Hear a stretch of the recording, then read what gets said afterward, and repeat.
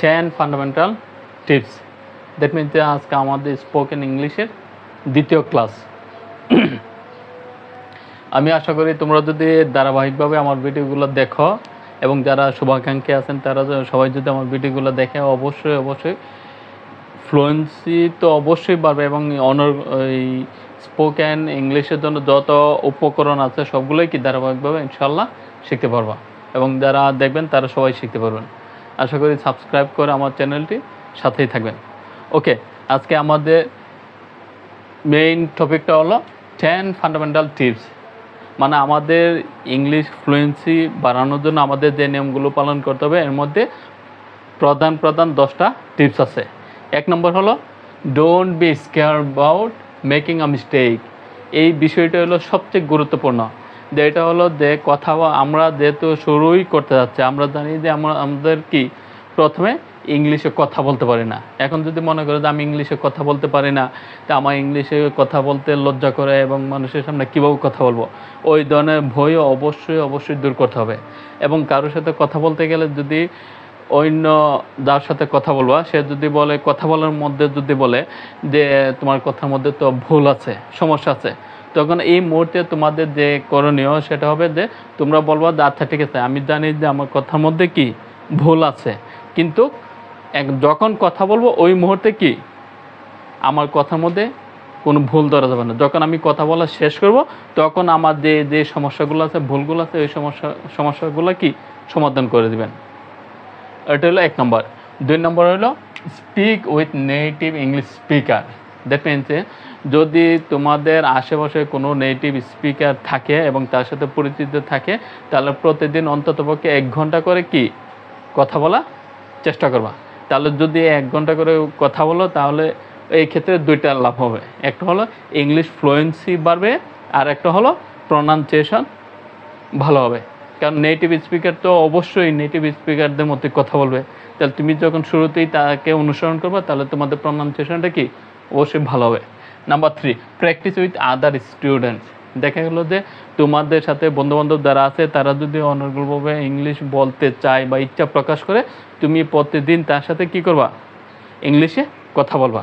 তাহলে এইভাবেই কি ধারাবাহিকভাবে যদি প্র্যাকটিস করতে থাকো তোমাদের ইংলিশ ফ্লুয়েন্সিটা অবশ্যই বাড়বে। Number 4, don't speak and talk like robot. That means কথা বলার সময় যদি এই যে এক জায়গায় দাঁড়ায় যদি কথা বলো তাহলে এবং হাত পা না নড়াচড়া করো, তাহলে দেখে যাবে কি কেউ তোমার কথার মধ্যে কি সাড়া দেবে না এবং তোমার কথা কেউ শুনবে না। কারণ আমরা মানুষ, তো মানুষের ক্ষেত্রে আমাদের কি করতে হবে, হাত পা নড়াচড়া করতে হবে এবং এগুলো কি ভাবভঙ্গি, অ্যাটিটিউড এটা কি করতে হবে, সুস্পষ্টভাবে প্রকাশ করতে হবে।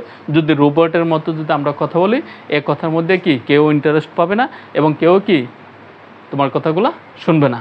তাহলে আমাদের কি করতে হবে, অবশ্যই কথা বলার সময় যে ভাবভঙ্গি ওইটা প্রকাশ করতে হবে এবং হাত পা প্রয়োজন মোতাবেক নড়াচড়া করতে হবে।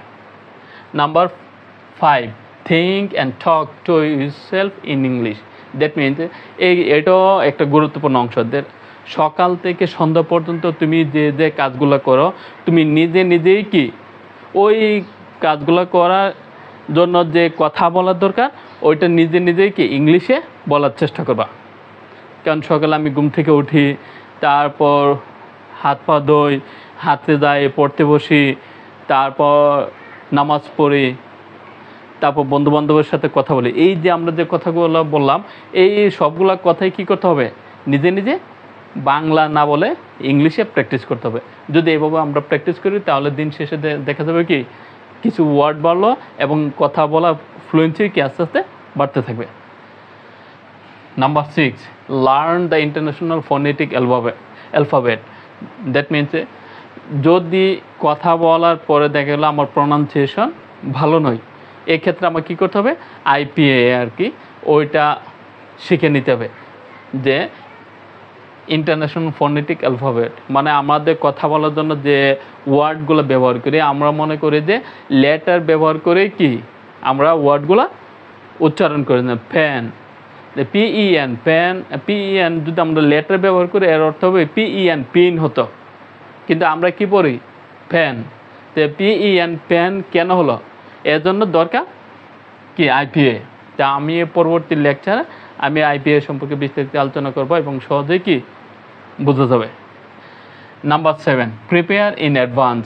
দ্যাট মিনস যে যদি তুমি কারোর সাথে কথা বলতে ইচ্ছুক বা তুমি মাইন্ডে একটা সিদ্ধান্ত নিয়েছো যে তুমি তার সাথে কথা বলবা, তাহলে তুমি যেহেতু সিদ্ধান্ত নিয়েছো তার সাথে কথা বলবা, তাহলে তো তোমার থেকে আগে থেকে প্রিপারেশন আছে যে আমি এই টপিক নিয়ে তার সাথে কথা বলবো।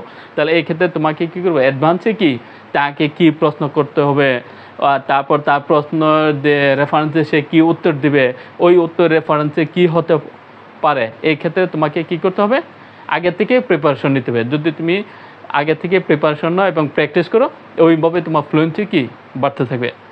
Number 8, improve your listening skill. এটা আরও গুরুত্বপূর্ণ। কেন, যদি আমরা মনে করি যে কেউ কারোর সাথে কথা বলতে গেলে আমরা মনে করি যে আমি যদি বেশি কথা বলতে পারি তাহলে মনে হয় যে আমি অনেক ভালো, আসলে তাই না। যখন তুমি কারোর সাথে কথা বলো, এই ক্ষেত্রে যে লিসেনার আছে তোমার, সে লিসেনার যখন তোমার সাথে কথা বলবে, এই ক্ষেত্রে তোমাকে কি করতে হবে, তার কথাও কি মনোযোগ সহকারে শুনতে হবে। যদি মনোযোগ সহকারে শোনো, তাহলে সে কীভাবে সেন্টেন্স মেকিং করতেছে, কীভাবে বলতেছে, তার প্রনাউন্সিয়েশন কেমন, ওইগুলো কি জানতে পারবা। এবং আস্তে আস্তে তার প্রনাউন্সিয়েশন, স্পোকেন, ফ্লুয়েন্সি সব কিছু যদি তোমার কাছে ভালো লাগে, এক্ষেত্রে কি তোমার ফ্লুয়েন্সি ভালো হবে এবং প্রনাউন্সিয়েশনে কি ভালো হবে। তাই তোমার কি লিসেনিং স্কিলটা ডেভেলপ করতে হবে। তারপর নাম্বার 9, ইমপ্রুভ ইউর ভোকাবুলারি। আমরা জানি যে ভোকাবুলারি না থাকলে আমরা কখনোই কি ইংলিশে ভালো করতে পারবো না। তাহলে আমাদের ইংলিশে ভালো করার জন্য কী করার দরকার বলো তোমরা? হ্যাঁ, ভোকাবুলারি ইমপ্রুভ করার দরকার। যদি এই মুহূর্তে যদি আমরা যদি চিন্তা করি যে গতানুগতিকভাবে যদি ভোকাবুলারি ইমপ্রুভ করি, তাহলে আজকে সারাদিন যে ওয়ার্ড পড়লাম, কালকে যদি আমরা এই ওয়ার্ডগুলো চিন্তা করি তাহলে কিন্তু অনেক ওয়ার্ডে ভুলে যাব। তাহলে এখানে কী করতে হবে, যে এই ভোকাবুলারি মুখস্থ করা টেকনিক আছে এবং ধারাবাহিকভাবে কীভাবে ভোকাবুলারি ইমপ্রুভ করা যায় সে বিষয় নিয়ে আমার পরবর্তী ভিডিও হবে। এবং ওইগুলো আর অফলাইন ক্লাস তো আছেই, ইনশাল্লাহ ধারাবাহিকভাবে এগুলো আর কি অনেক উন্নত হবে। সর্বশেষ হলো ইমপ্রুভ ইউর গ্রামার। সর্বপ্রথমে যদি আমরা মনে করি যে গ্রামার ফলো করেই কি আমরা ইংলিশে কথা বলবো, never be possible to speak English fluently. কখনোই কি গ্রামার শিখে ইংরেজি বলা যায় না শুরুতেই। কারণ কি দেখা গেলো যে তুমি যদি কারোর সাথে কথা বলতে চাও, শুরুতে হোক না হোক কথা বলতে বলতে কি একটা ফ্লুয়েন্সি আসে পড়বে। আর ফ্লুয়েন্সি আসা মানে কি, যদি তুমি কারোর সাথে কথা বলো, এক্ষেত্রে কি সেও তো তোমাকে উত্তর প্রশ্ন করলে উত্তর দেবে এবং কথা বলার যে ইন্টারাকশনের পরে দেখা গেলো তোমার গ্রামার কি আস্তে আস্তে অনেকটাই কি ব্যালেন্স এসে উঠছে। তো এই জন্য ওই গ্রামার জানার রুলসটা দেওয়া হলো কি সর্বশেষ। কারণ কি তুমি যখন কারোর সাথে কথা বলো, সে যদি তোমার প্রশ্নের উত্তর দেয়, তার মানে কি তোমার গ্রামার তো অবশ্যই অনেকটা ব্যালেন্সে আসছে। তো সর্বশেষে তোমাকে কী করতে হবে, নিজেকে নিজে উন্নত করার জন্য এই গ্রামারটা কী করবা, ফলো করবা। তাই আমরা যদি এই 10টা টিপস যদি ফলো করে যদি আমরা ইংরেজি বলার চেষ্টা করি, তাহলে কি আমাদের ফ্লুয়েন্সি এবং ইংরেজি বলার ক্যাপাবিলিটি সব কিছু কি ডেভেলপ হবে। আশা করি এই সবাই আমরা এই 10টা টিপস ফলো করব এবং